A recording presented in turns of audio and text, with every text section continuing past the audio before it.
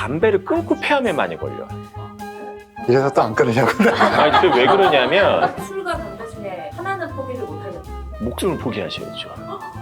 근데 개인적으로는 담배를 끊는 게 좀 더 나을 것 같아요. 그리고 이제 술은 천천히 빨리 끊으시고. 안녕하세요. 서울대학교 의과대학 법의학 교실의 유성호입니다.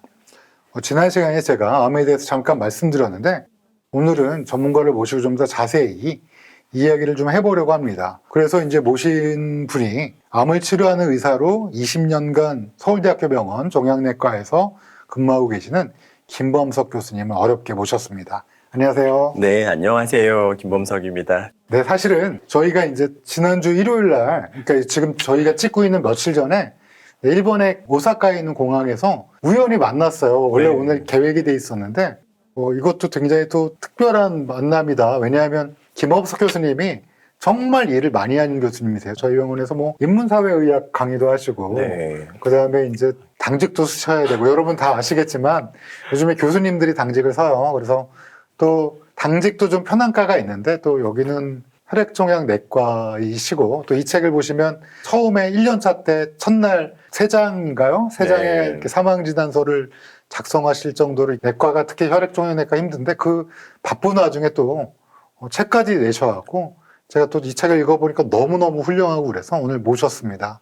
근데 시작부터 이렇게 너무 과찬의 말씀을 해주셔서 제가 좀 약간 몸둘 바를 모르겠네요. 근데 사실 이분의 그 대표작은 어떤 죽음이 네. 내게 와서 말했다 맞죠? 네, 어떤 죽음이 삶에게 말했다라는 삶에게 에세이 죄- 책인데요. 죄송합니다. 네. 제가 네. 그걸 읽고 펑펑 울었는데 제목을 까먹었는데 네. 그래서 한번 꼭 모시고 싶었는데 그래도 어떻게 오늘 근데 유성훈 선생님 부르시면 제가 당연히 와야죠. 오늘 또 거짓말. 때문에. 네, 아니, 환영합니다. 네, 감사합니다. 굉장히 바쁘실 텐데 이 책은 네. 어떻게 쓰신 거예요? 제가 이 책을 쓰게 된 건 좀 여러 이유가 있었는데요. 일종의 제가 공부를 해왔었던 거를 정리해 놓은 노트 같은 책이거든요. 레지던트 때서부터 이제 교수 발령받고 공부해왔었던 거를 다른 사람들이랑 좀 나누고 싶은 생각도 들고 해가지고 책을 쓰게 됐습니다. 이 책은 그래서 레지던트 시절, 그 다음에 첫 번째 학회 갔을 때 그 네. 상황, 그 다음에 이제 여러 가지 최신 지견까지, 암에 대한 최신 지견까지 아주 자세히 잘 정리돼 있어요. 근데 그렇게 말씀드리는 분 겁내할 것 같아요. 이렇게 서울대병원 교수님이 이제 종양내과 교수님 그것도 이제 종양에 대해서 썼으니까 어려울 거다 생각할 수도 있는데 제가 읽어봤는데 아드님 시켰다고 그랬죠? 여기 뒤에 보면 어렵지 일반인이 읽어도 않은지. 되는지 아드님한테 시켜서 읽게 해서 문장을 다듬어서 그런지 너무 쉽게 잘 썼어요. 재밌어요. 근데 내용은 어마어마하게 상세하고 또 도움이 많이 돼서 대중교양서 중에 암에 대해서 쓴 책들도 많은데 제가 단연코 그 책보다 나은 것 같다는 생각을 했습니다. 제가 아들한테도 이거 한 권을 더 사갖고 한 권 더 팔리라고 더 사서 줬거든요. 너무 이렇게 과찬의 말씀을 해주시니까. 가짜이 아니라 사실 이거 약간 감동받아서 진짜로 왜냐하면 지적으로 어마어마하게 정리를 잘했다라는 생각을 해서 지금 막 칭찬만 하고 제가 지금 교수님 말씀은 못 들었는데 제가 일단 궁금한 것부터 하나씩 물어볼게요. 네. 제목이 죽음은 직선이 아니다라는 제목인데요. 무슨 뜻입니까? 제목을 정할 때 너무 고민을 많이 했어요. 여기는 이제 두 가지 뜻을 함축해가지고 제가 제목을 뽑았습니다. 첫 번째는 저희가 사람이라면 누구나 피할 수 없는 이벤트들, 생로, 병사라고 하는 개념들이 계속 순환한다. 어떻게 보면 쭉 직선으로만 이어지는 게 아니라 이게 삶이 죽음이 되고 죽음이 삶이 되는 어떻게 보면 좀 순환하는 개념이다라고 하는 거를 표시하고 싶은 게 한 가지가 있었고요. 또 한 가지는 이게 죽음에까지 이르는 과정이 많은 사람들은 이게 쭉 직선적이라고 생각을 하는데 막상 옆에서 보면 이게 직선이라기보다는 어떤 변곡점을 넘어가면 그 순간부터는 확 무너지는 그런 곡선에 가까운 형태가 더 맞거든요. 그래서 그런 변곡점의 순간들 이런 걸 조금 표현하고 싶어서 직선이 아니다라고 하는 제목으로 제가 좀 생각을 했었습니다. 옛날 자마라는 학술지에 암으로 사망하는 분의 마지막에 네. 기능을 유지하다가 네. 마지막에는 마치 직선이 아니고 정말 급격하게 네. 뭔가 사람에 따라 아주- 다르기도 하지만 네. 그런 식으로 돌아가시는 게 이제 2001년도 자마에 제가 실렸던 것도 봤는데 아마 그 뜻으로 또 워낙 오랫동안 환자를 많이 보시다 보니까 아마 네. 이 제목이 네. 생각이 나셨을 것 같긴 한데. 그게 또 중요한 이유는 사람들이 자기의 뭐 가족분들이라든가 소중한 사람들이 대하다 보면 이게 서서히 나빠지시거나 뭐 노쇠해지시거나 이런 것들이 보이거든요. 그래서 이게 조금 나빠지고 있구나 막연히 짐작은 하는데 그럼 이런 속도로 나빠지다가 언제쯤 돌아가시겠지. 내가 그때까지 효도하면 되는데 오늘 해야 될 일을 좀 내일로 미룬다든가 이런 경향이 있어요. 근데 이게 그렇게 예측 가능한 코스로 나빠지는 게 아니라 몸이 버티는 한계를 넘어지면 급격히 나빠지기 때문에 많은 사람들이 당황을 할 수밖에 없는 거죠. 그래서 장례식장이나 이런 데 다니다 보면 이렇게 빨리 돌아가실 줄 몰랐다. 이런 얘기를 참 많이 하거든요. 왜냐하면 내 생각에는 이렇게 나빠질 거라고 생각했었기 때문에 그런 건데 그렇지 않은 부분들이 있습니다. 이제 그런 부분이 저희한테 주는 메시지는 우리가 생각했었던 것보다 좀 빨리 올 수도 있으니 그거에 대한 대비를 조금 더 충실하게 하는 부분이 필요하다. 이런 메시지를 좀 주기도 합니다. 저는 사실 이 책을 처음 읽었을 때 서문에서 이제 아버님과 관련된 이거를 정말 너무나 상세하게 저도 사실은 사랑하는 어머님을 이제 암으로 잃은 경험이 있기 때문에 저는 사실은 아직까지도 이제 그 마음에 어떤 슬픔이 여전하거든요. 그렇죠. 네, 근데 또 우리 김범석 교수님의 이 서문에 쓰신 또 왜 종양내과 의사가 됐을까를 쓰셨는데 교수님은 또 이걸 어떻게 잘 하고 또 어떻게 의사가 되셨는지 궁금해하실 것 같아요.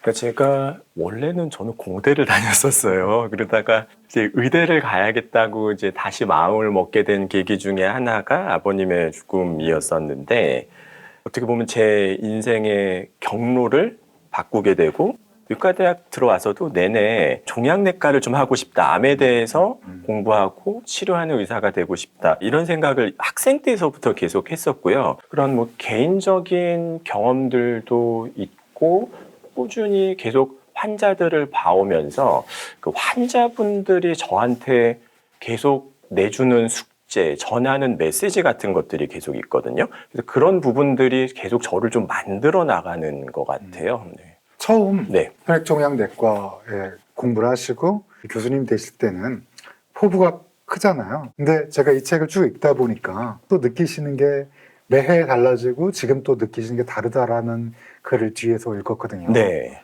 어떻게 달라지나요? 처음에는 어떠셨나요? 제가 레지던트 1년차 3월 달 그 첫날의 순간을 잊지를 못해요. 네, 책에도 써놨는데 너무 힘들었었고 이렇게 환자분들이 돌아가시는데 그 앞에서 할 수 있는 게 아무것도 없다는 그런 무기력함들 이런 것들이 좀 너무 힘들었었고요. 이제 그러다가 보니까 이 암이라고 하는 존재가 너무 미운 거예요. 왜 이렇게 환자분들 특히 뭐 잘못한 거 아무것도 없는 환자분들의 목숨을 이렇게 앗아가는가. 그래서 암이라는 걸 박멸하고 싶고 정복하고 싶고 어떻게 해서든 암을 뿌리 뽑고 싶어 하는 마음이 20대 때는 굉장히 강했었어요. 근데 30대가 됐고 치료 경험이 쌓이고 새로운 데이터들이 막 나오면서 요즘에는 암을 단순히 어떤 우리가 박멸해야 되는 대상, 암은 무조건 나쁜 것, 이제 이런 식으로 바라보기보다는 암이 가지고 있는 본질적인 부분을 좀 어떻게 더 찾아낼 수 있을까 이런 측면으로 좀 바뀌었고 왜냐하면 암이 가지고 있는 특성을 알아야 그걸 암 치료에 이용을 하게 되거든요. 또 그렇게 해가지고 새로운 종류의 항암제도 많이 나오고 있고 치료가 계속 발전해 나오기도 하고 있고요. 그래서 요즘에는 제가 암과 싸우는 게 맞는 건가 하는 이제 그런 생각들을 점점 더 많이 하고 있습니다. 사실 많은 분들이 아니 이렇게 의학기술이 발달했는데 암은 당연히 정복되어야 되는 거 아닌가 막 이런 얘기를 많이 하고 근데 이 책을 보면 이제 그 발달 뭐 여러 가지 이제 어떻게 발달이 됐고 좀 적용이 됐고 그랬는데 왜 아직도 암은 정복되지 않는 건가요? 이렇게 좋은 약들이 많은데 이건 조금 좀 명확하게 하고 넘어갔으면 좋겠는데요. 개별 환자 개개인의 암은 저희가 일찍 찾아낸다든가 적극적으로 치료하면은 완치가 되는 경우들이 있습니다. 있죠. 그리고 완치율도 계속 꾸준히 올라가고 있기도 하고요. 전체적으로는 완치율이 50%가 넘죠? 50%지 넘어갑니다. 근데 개개인의 암은 치료가 될 수 있어도 인류의 역사적인 측면, 진화적인 측면을 쭉 놓고 보면 암을 정복하고 박멸하겠다는 거는 사실상은 불가능합니다. 이거는 뭐랑 같냐면 노화를 없애겠다, 뭐 감기를 없애겠다라고 하는 거랑 똑같은 거예요. 왜냐하면 암이라고 하는 거가 처음 생겨나게 되고 발생하고 진화하는 과정들이 생명이 가지고 있는 어떤 본질적인 면모를 이용해서 자라는 거기 때문에 암세포에게 있는 그런 본질적인 생명 고유의 특성마저 우리가 다 싸그리 다 없앨 수는 없기 때문에 그렇습니다. 개개인의 환자로 봤을 때는 사실은 빨리 찾고 치료를 받으면 완치율이 50%가 넘어간다는 게 중요한 네, 거죠. 맞아요. 특히 이제 요즘에 치료 기술들이 점점 많이 발전을 하고 있는데요. 저는 그래도 조금 운이 좋게 새로운 항암제들이 나오는 그 순간들을 쭉 지켜볼 수 있었거든요. 그 중에서 저는 면역 항암제의 발전을 제일 중요한 발전으로 이제 꼽고 싶은데요. 원래 면역계라고 하는 거는 외부의 적이 들어오면, 즉 세균이나 바이러스 같은 게 들어오면은 외부의 적을 박멸하는 어떤 시스템 같은 건데, 암이라고 하는 거는 변형된 나 자신이거든요. 그 면역계 입장에서는 이 변형된 나 자신을 나 자신 셀프로 볼 거냐 아니면은 바이러스 같은 외부로 볼 거냐, 이제 이 고민을 하게 되고, 전통적인 개념에서 이제 면역학에서는 내부의 적은 적이 아니었었던 거예요. 근데 내부의 적도 적이라고 바라볼 수 있겠다고 관점을 바꾼 순간, 아, 면역세포가 내 몸을 공격할 수도 있겠구나, 이거를 치료로 이용할 수도 있겠구나라고 하는 개념이 생기게 되는 거고, 그로 인해 갖고 탄생했었던 약이 면역관문 억제제라고 하는 약이고요. 그 임상시험을 저희가 면역관문 억제제 초기 임상서부터 했었는데, 저는 그때 제 첫 번째 환자분들 암 줄어드는 거 육안적으로 볼 때 암이 쑥 줄어드는 거 보고 너무 놀랐었던 구강암 기억이 환자 있어요. 네. 여기 얘기를 드셨더라고요. 네, 그분 아직까지도 재외래 건강하게 잘 지내고 계시고, 지금은 아무 치료 안 하는데도 10년 가까이 별일이 없으세요. 그래서 이게 적을 꼭 외부로 국한하지 않고 내부를 적으로 바라보는 관점의 전환이 새로운 발전을 만들었구나. 저로서는 굉장히 좀 재밌었던 부분이고요. 또 생각해보면 그게 꼭 암에만 국한된 얘기인가. 우리 사회에도 보면 항상 적이 내부에 있는 경우가 많아요. 여기 그래서 네. 적은 내부에 있다, 적은 혼노지에 있다, 마치 네. 그런 것처럼. 전쟁으로 치면 암과의 전쟁은 이게 내전에 해당되거든요. 그래서 역사적으로도 보면 내전이 제일 어려운 전쟁이에요. 빨리 안 끝나요. 서로 간에 피하 구분이 어렵고 서로를 너무 잘 알고 하는 부분이 있기 때문에 그렇습니다. 근데 궁금한 게 네. 대부분의 이제 암이 방금 말씀하신 것처럼 내 세포가 변형된 거잖아요. 옛날 오로라 공주라는 약간 막장 드라마의 대표작 보면 암도 네네. 살아있는 생명이다, 네네. 뭐 이렇게 얘기한 게 있었는데, 네. 이제 여기서 제가 언뜻 이제 그렇게 네. 비슷하게 그 놀이구 쓰신 거. 아니, 저는 그 드라마는 못 봤는데요. 암도 생명이다라고 하는 그 한마디가 시청자분들에게 엄청난 이 후폭풍을 가져왔다고 제가 얘기를 들었어요. 그래서 아니, 암도 생명체가 맞긴 맞는데 왜 그러지? 라고 하고 보니까 사람들의 인식으로는 암은 생명체가 아니라 어떤 박멸해야 되는 대상, 나쁜 거, 악, 뭐 이런 온갖 부정적인 서사를 다 씌워줄 수 있는 거죠. 그래서 어떤 때 보면 저희가 암을 치료한다고 있기도 하는데, 암과 싸우는 건지 암에 대한 우리의 인식과 싸우고 있는 건지 모호해질 때들이 좀 많이 있어요. 그 기본적인 맥락에는 어떤 부정적인 거, 나쁜 거 이분법적으로 바라보면서 스토리텔링과 서사를 부여하는 어떤 문화적인 맥락이 숨어 있거든요. 그래서 그런 스토리텔링의 세계에서는 나는 항상 선이에요. 나는 선이고 상대방은 악당이라고 하는 스토리텔링의 세계로 바라보기 때문에 우리가 진실을 있는 그대로 보지 못하는 측면들이 굉장히 많이 있습니다. 사실 암은 또 다른 나의 변형이죠. 맞습니다. 네. 그래서 사실은 더 치료가 어려운 면도 분명히 어렵습니다. 있고. 네. 그리고 아까 면역관문 억제제를 얘기하셨지만 또 걔가 회피해 나가죠. 우리가 삶을 맞습니다. 이어나가듯이. 네, 암세포들도 살아남기 위해 갖고 계속 진화를 하고 변화를 하고, 그 과정들이 원래 생명체에 내재되어 있었던 본래의 측면이거든요. 근데 암 공부를 하다 보면 이게 노화하고 굉장히 관련이 많다라고 하는 느낌을 많이 받아요. 이제 가령 계속 노화가 되고 세포가 이상하게 변하고 내 몸이 이상하게 변했다라고 하는 거를 누군가는 인지를 해야 되거든요.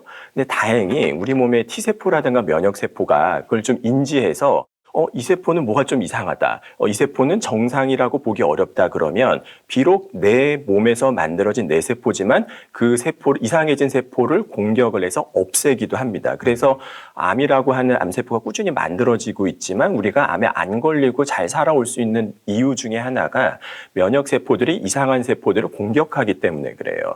근데 내가 이상해졌다라고 하는 거, 그 변화를 받아들이지 못하고 어떤 원인을 나 스스로에게서 찾지 못할 때 이게 분명히 예전과는 다른 세포인데 냉정한 자기 검열이 안 될 때 면역세포들이 암세포를 죽이지 못하면서 암세포가 팽창하고 자라나는 빌미를 제공해 주는 거죠.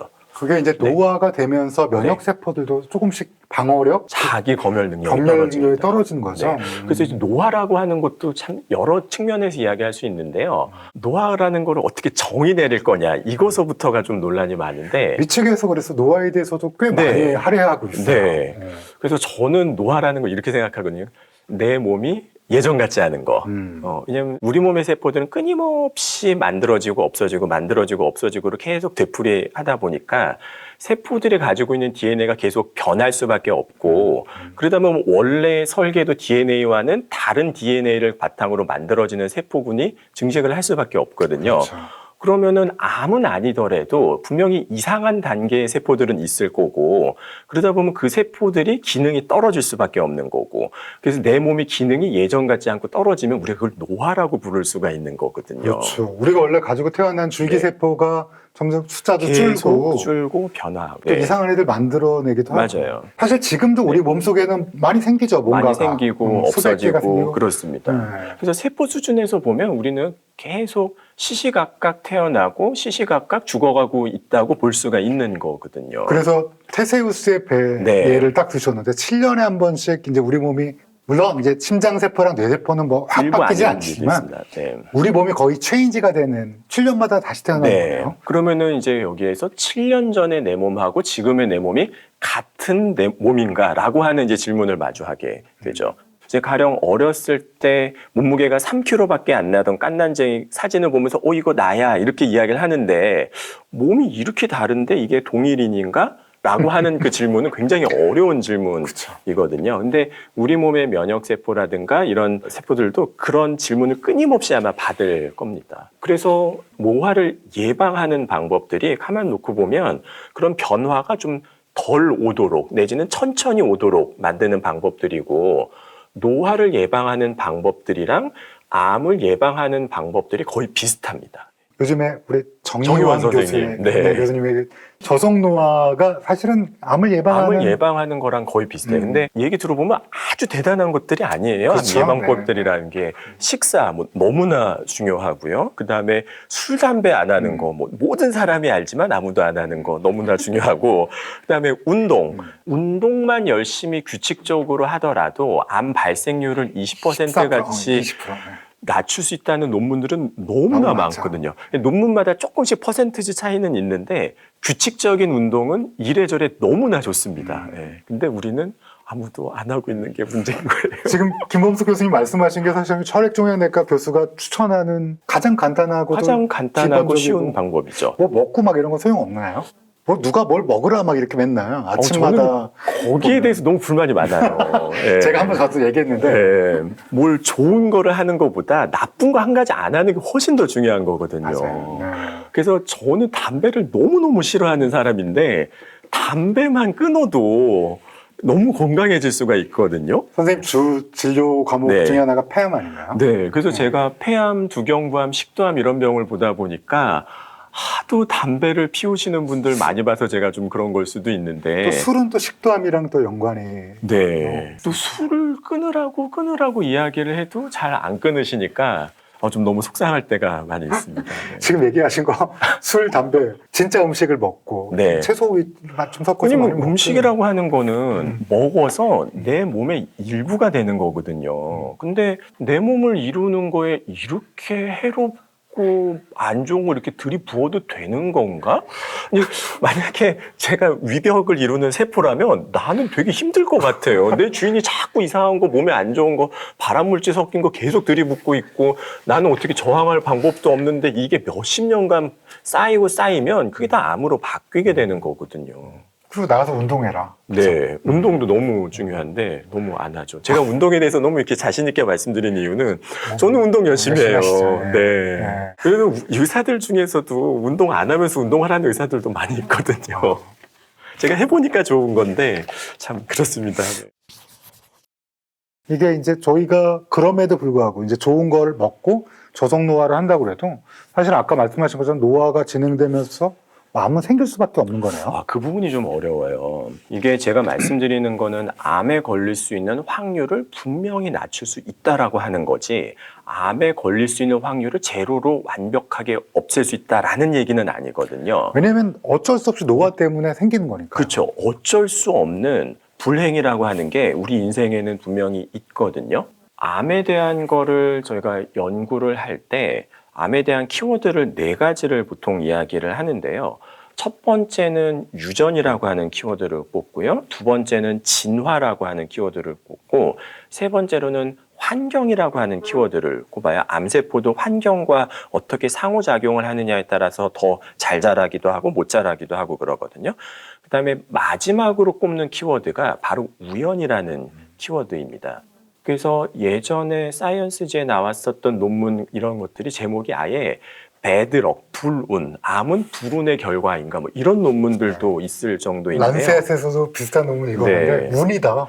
운의 요소가 어쩔 수 없이 있기는 있습니다. 근데 이제 그 우연이라고 하는 거를 우리가 어떻게 다가가야 되느냐, 요 관점은 조금 짚고 넘어가야 될 것 같은데요. 내가 아무리 잘못한 거 없어도 우연에 의해서 유전자의 아주 중요한 부분이 돌연변이가 생기거나 바뀌는 일들은 생길 수가 있는 건데, 우연이라고 하는 부분이 있다고 해가지고 우리가 노력까지 하지 말아야 될 건가?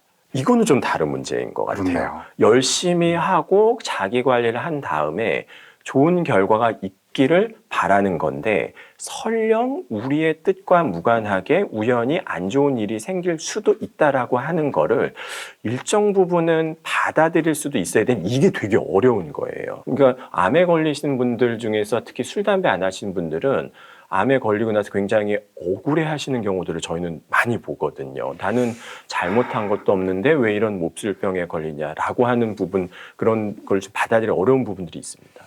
저희 이제 저도 어머님이 네. 이제 당연히 술 담배 안 하시고 매일 네. 운동하셨고 좋은 음식만 드셨고 네. 내가 혹시 무슨 잘못을 했나라고 고민하시더라고요. 네. 암에 걸리신 다음에. 그게 되게 어려워요. 그래서 암에 걸리신 분들이 어떤 죄책감을 갖는 경우들이 너무 많아요. 왜냐하면 우리가 암에 대해서 온갖 종류의 부정적인 서사를 씌워가지고 뭐 자기 관리를 못하거나 뭐 스트레스를 많이 받고 뭘 잘못하면 암에 걸리는 것처럼 취급하기 때문에, 나는 나의 의지와 상관없이 암에 걸렸는데도 마치 내가 무엇을 잘못했기 때문에 암에 걸린 것처럼 이중으로 괴로워하시는 분들이 계시다는 거죠. 근데 전혀 그럴 필요는 없다고 생각을 하고요. 4가지 요소 중에 우연이란 걸 우리가 배제할 수는 없는 배제할 수는 없어요. 근데 그게 꼭 암에서만 그런 게 아니라 거예요. 모든 질병이. 그냥 우리 인생 자체가 맞아요. 우연에 의한 요소들이 반드시 있기 마련이거든요. 태어난 것도 우연이니까. 맞아요. 네. 그리고 우연이라고 하는 거가 아주 희박한 확률로 생기는 우연이라고 하는 것도 있기는 있죠.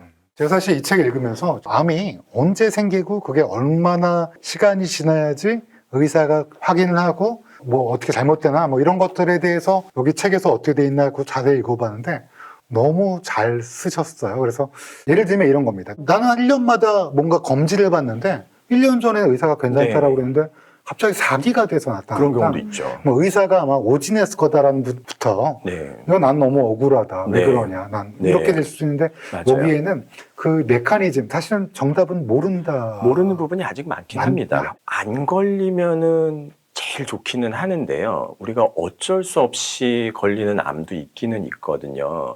근데 정기적으로 이제 검진을 받는다고 하더라도 암이 CT나 MRI나 내시경 같은 온갖 검사에도 나오지 않을 정도로 아주 미세한 시기에는 암이 있지만 찾아내지 못하는 단계들이 있습니다. 이제 그러다가 그게 어느 순간에 여러 생물학적인 요인에 의해 갖고 갑자기 암이 확 빨리 자라는 그런 암도 있고요. 그렇게 빨리 자라는 암은 건강검진을 열심히 하더라도 그 중간에 자라나는 경우에 있어서는 암을 조기에 발견하지 못하는 암들도 있기는 있습니다. 근데 암을 초기에 좀 찾아내지 못한다고 하더라도 우리가 또 체력적으로 부담이 적으면, 제가 아까 운동에 대한 이야기를 계속 반복해서 드리는데, 체력이 좋으면 여러 가지 힘든 치료들을 잘 이겨내실 수가 있거든요. 원래 항암제라는 게 네. 김노경 교수님 말씀하셨지만 크게 줄이고 또 그만큼 똑같은 비율로 크게 줄이고 근데 무한정 쓸 수 없으니까 체력이 네. 허락하는 한 쓸 수 있는 거죠. 맞습니다. 네. 그래서 제가 환자분들이나 보호자분들한테 그런 질문 많이 받아요. 아우, 나이가 뭐 75세인데 항암 치료 하실 수 있겠어요? 근데 나이가 문제가 아니라 생물학적인 기능이 문제입니다. 체력이 좋으시고 관리가 잘 된 70대 분들은 60대랑 진배 없기 때문에 적극적으로 치료를 받을 수 있습니다. 반면에 담배 많이 태시고 이런 분들은 자기 관리가 잘 안 돼서 담배 많이 태신 70대 분들은 자세히 보면 80대 얼굴 같아 보여요. 왜냐하면 만성폐쇄성 폐질환 거의 다 대부분 좀씩 네. 기능이 이렇게 생기고. 네, 그래서 그런 분들은 나이가 60대여도 이미 온몸이 다 80대나 진배 없으면 적극적으로 치료를 못하는 거죠. 그래서 항암 치료건 암 치료에 있어서 중요한 부분은 체력적인 부분인 거고, 그 부분은 10년, 20년 전서부터 내가 얼마나 쭉 관리가 되어 왔었느냐에 영향을 많이 받습니다. 중요하죠. 많은 분들이 물어보세요. 끝까지 치료 받아야 되냐? 이거에 대해서 교수님이 책에 쓰셨지만 좀 듣고 싶습니다. 되게 어려운 문제예요. 이게 우리나라의 좀 고유한 문화적인 현상과 맞물려 있는데, 우리는 고도화된 압축 성장의 문화에서 뭐든지 빨리빨리 하고 최선을 다하고 모든 거를 열심히 해야만 그게 좋은 거다라고 하는 인식이 뿌리 깊게 박혀 있거든요. 이게 환자분들이 체력이 떨어지고 암이 점점 더 독해지고 이런 시점이 되면 항암 치료를 통해서 얻는 것과 잃는 거를 따져보면은 오히려 항암 치료를 못 견디면 손해가 나는 시점이 오거든요. 그 시점이 되면은 이제 항암 치료는 그만합시다. 이제는 호스피스 완화의료 단계로 넘어갑시다. 이런 말씀을 드리는데, 호스피스 완화의료에 대해서 부정적인 인식을 갖고 계신 분들은 거긴 죽으러 가는 데 아니냐. 나는 그런 데 못 가겠다. 나 항암 치료 해달라.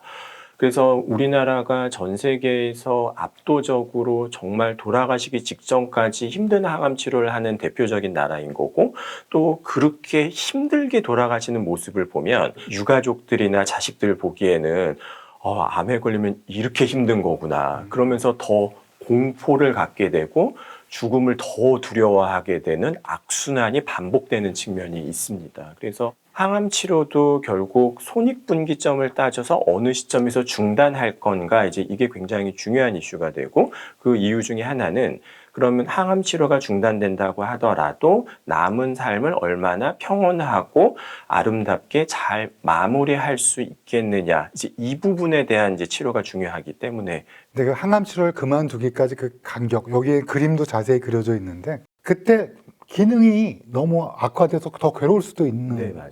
그거를 네. 굉장히 어려워요. 왜냐하면 그 시점이 되면 암 때문에 힘든 거하고 항암 치료 때문에 힘든 거 구분이 어려워지고 다 뒤죽박죽이 되거든요.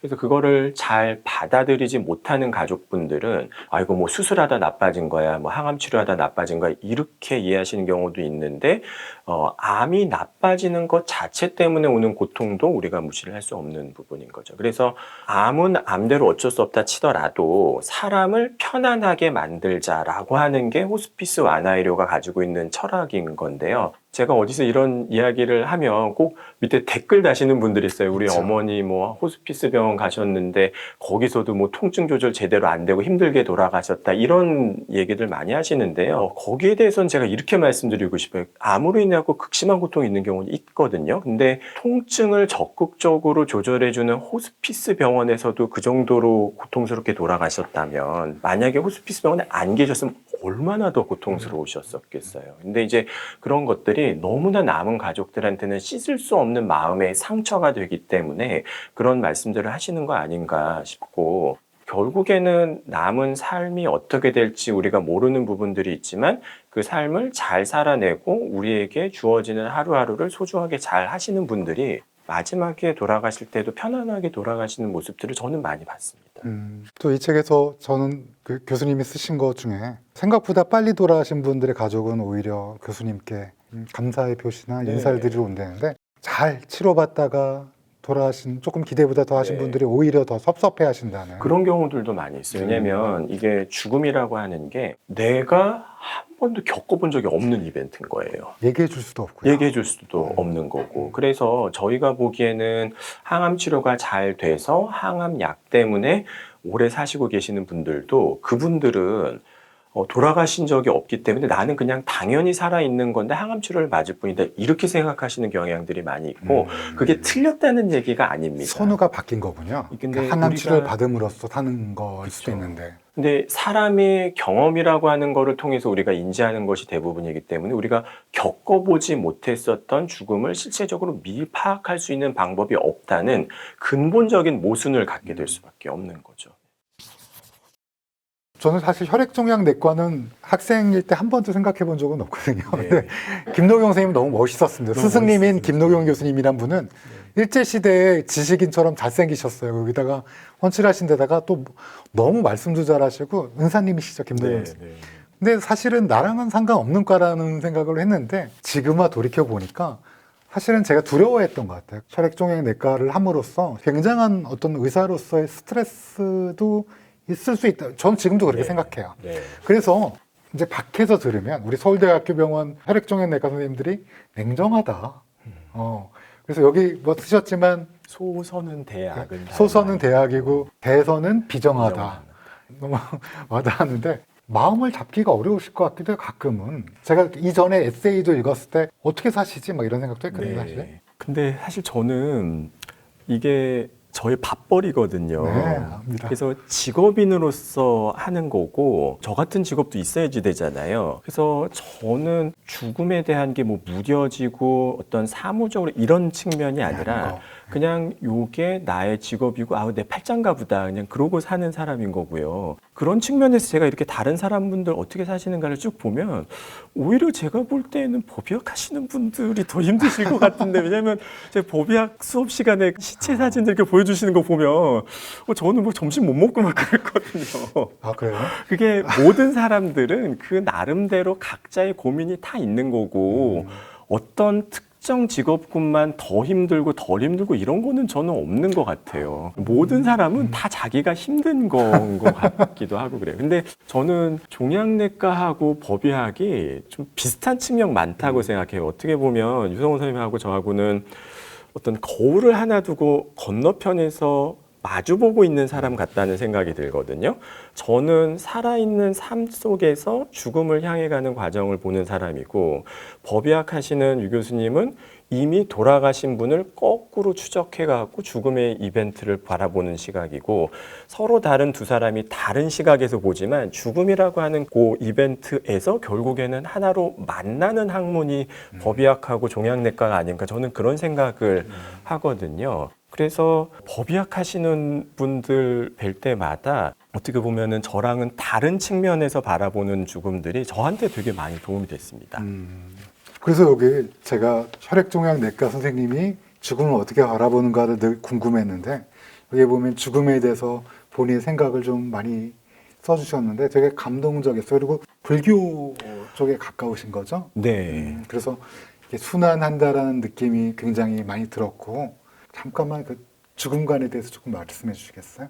죽음이라고 하는 게 어떤 마지막 끝 이벤트이고 그 죽음 이후에 아무것도 없다라고 그러면 굉장히 허무할 것 같다는 생각은 굉장히 많이 들어요.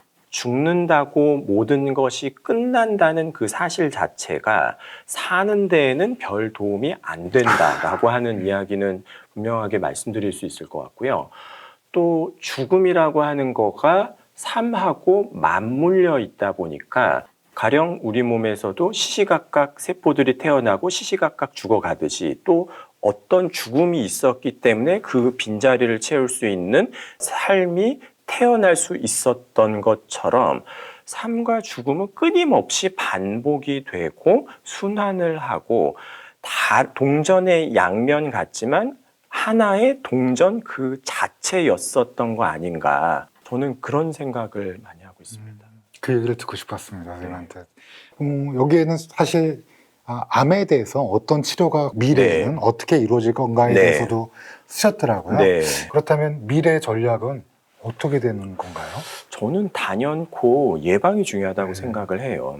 암에 걸리고 그 다음에 이제 치료를 하는 것보다 아예 암이 안 걸리도록 내지는 암에 걸릴 확률을 낮춰서 암에 안 걸릴 수 있다면 우리가 굳이 암과의 싸움을 시작할 이유조차 없어지는 거겠죠. 그래서 앞으로는 뭐 치료 방법도 중요하긴 하는데 암을 예방할 수 있는 방법 쪽으로 많이 나아가야 된다고 생각을 하는데 문제는 암에 대한 확실한 예방 방법이 있지만 우리가 잘 안 하려고 한다는 측면 한 가지하고 금연. 네.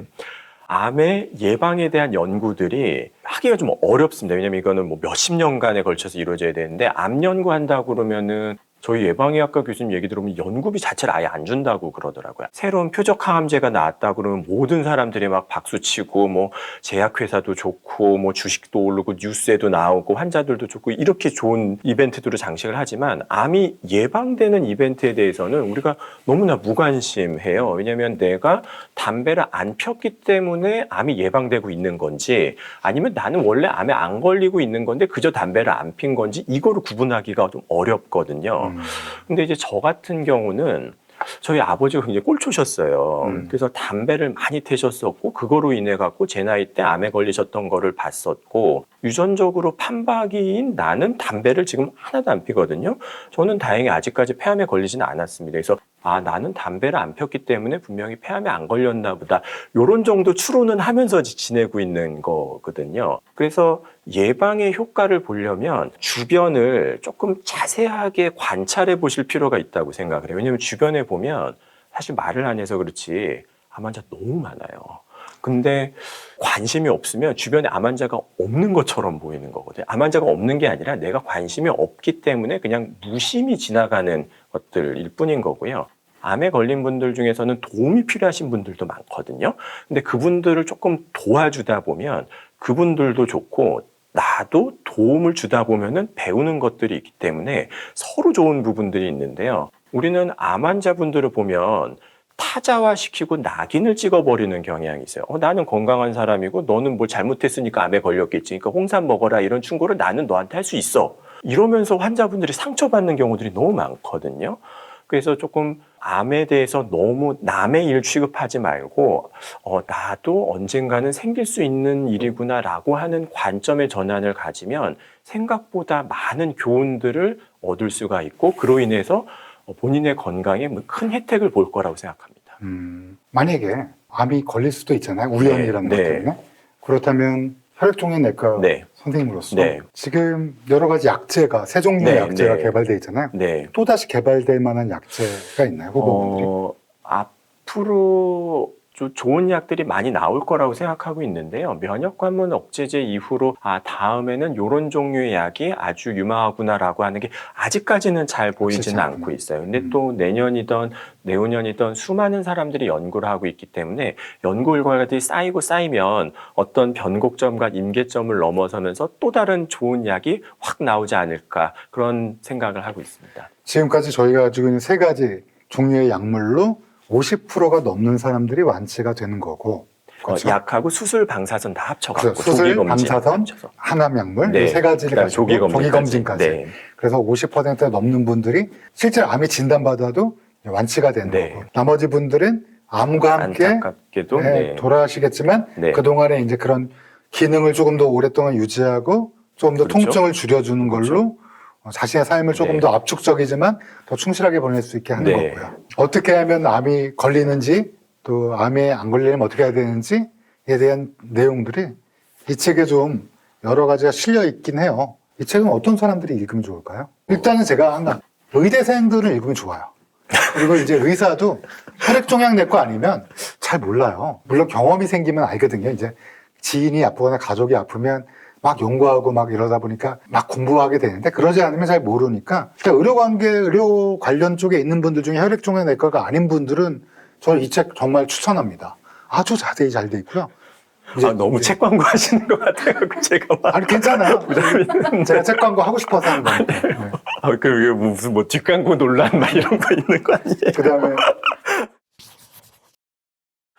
저는 좀 암에 대해서 관심이 있는 일반인 분들, 그래서 암에 걸린 분들이나 가족분들에게도 도움되지만은 아직 암에 걸리지 않은 건강하신 분들이 이런 책들을 보고 더 건강한 습관들을 가지고 사셨으면 좋겠다는 생각이 듭니다. 네. 사실 이 책은 서문과 맨 마지막 맺은말이 사실은 굉장히 묘한 감동을 저는 받았거든요.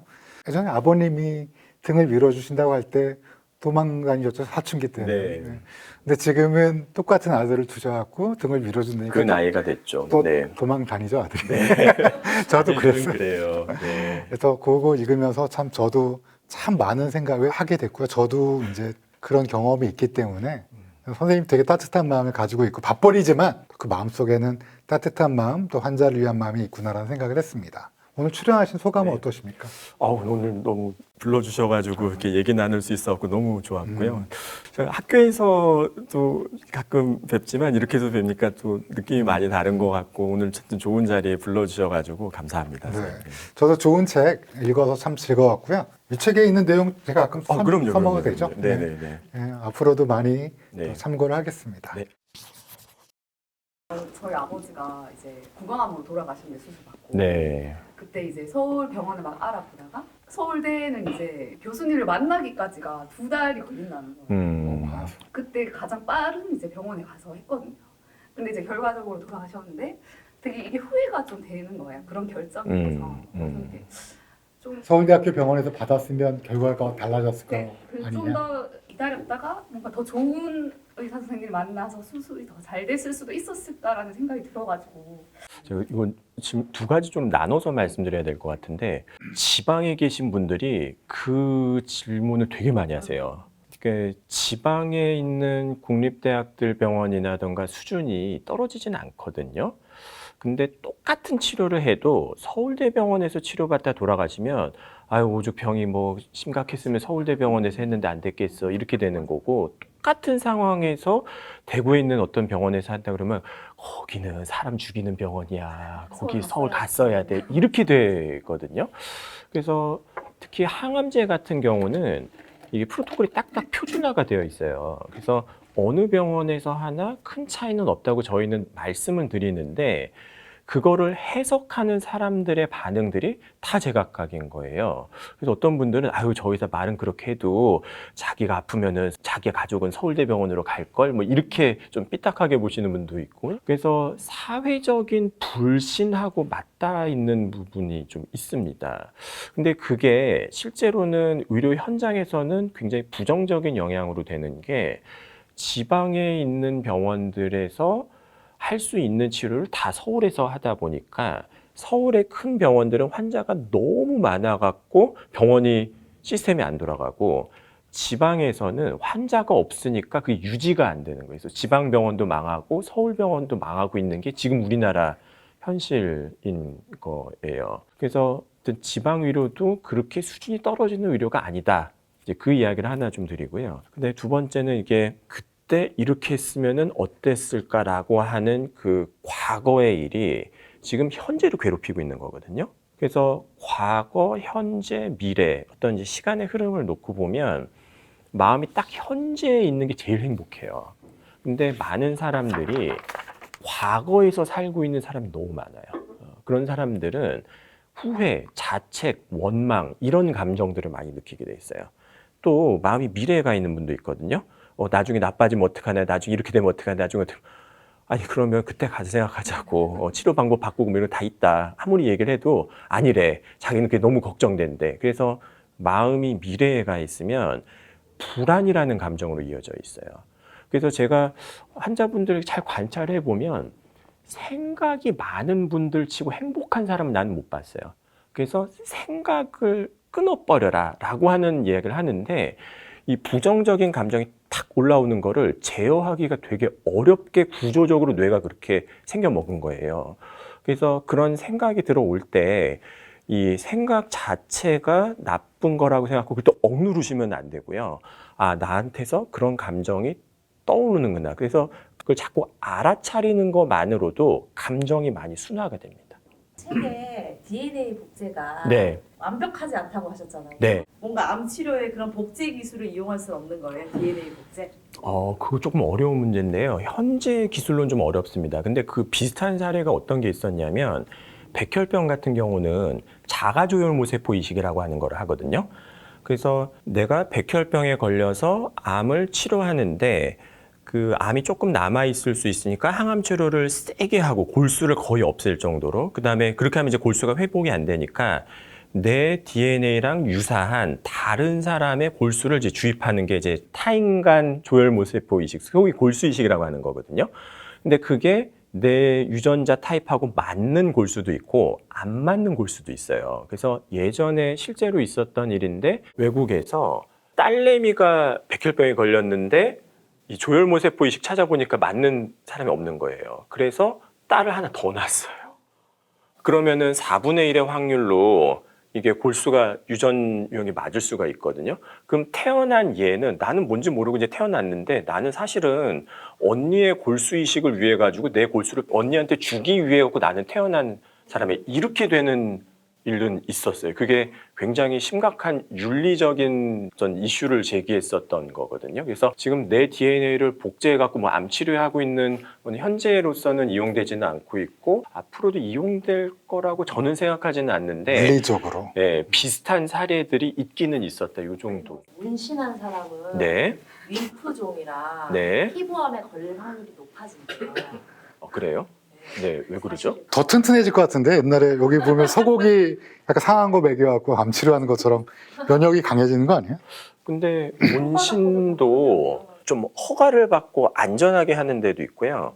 무허가 업체에서 그냥 막 하는 데도 있어요. 그래서 외국 이런 데 다녀보면 그냥 뭐 타투샵 해가지고 그냥 길 가는 사람 아무나 붙여갖고 뭐 하고 막 그러더라고요. 근데 만약에 허가받지 않은 좀 안전하지 않은 까만 그런 물질들로 이 피하에 집어넣었다면 그게 오랜 동안 염증 반응을 일으킬 수 있고 그런 것들이 10년, 20년 된다고 그러면은 피부암의 원인이 될 수도 있겠죠. 이론적으로는 그럴 수도 있을 것 같은데 왜냐면 타르 같은 발암물질, 새까만 이런 것들을 억지로 피부에 심어주는 잘못된 문신 같은 것들도 있을 수 있거든요.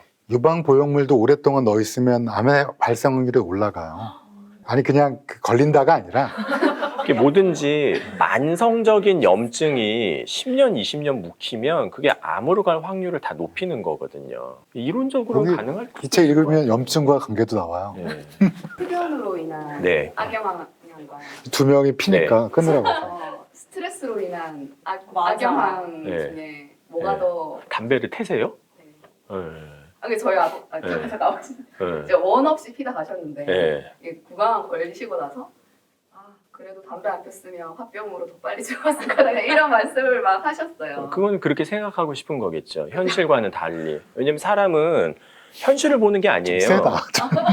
우리는 우리가 보고 싶은 현실만 보는 거예요. 보기 싫은 현실은 아예 외면이라는 아주 간단한 방법이 있거든요. 그래서 의외로 현실을 있는 그대로 보는 사람은 몇 명 없어요. 그러니까 뭐 담배를 끊었으면은 화병으로 죽었을 거다라고 하는 것도 그냥 그렇게 생각하고 싶으신 거겠죠. 진실은 아무도 알 수 없어요. 예. 왜 코르티솔 호르몬이 건강에 심하게 이게 그런 연구 결과들을 어떻게 또 찾아내시더라고요. 그런 걸로 치면 술도 뭐 한두 잔은 좋다 이런 논문들 뭐 차고도 넘치죠. 예. 근데 저는 아니라고 생각하거든요. 왜냐면 제가 해보니까 술 한 잔, 두 잔이 술 좋아하시는 분들은 소주 글라스 한 잔을 얘기하는 거예요. 소주 얼마나 드셨어요? 한 병이요.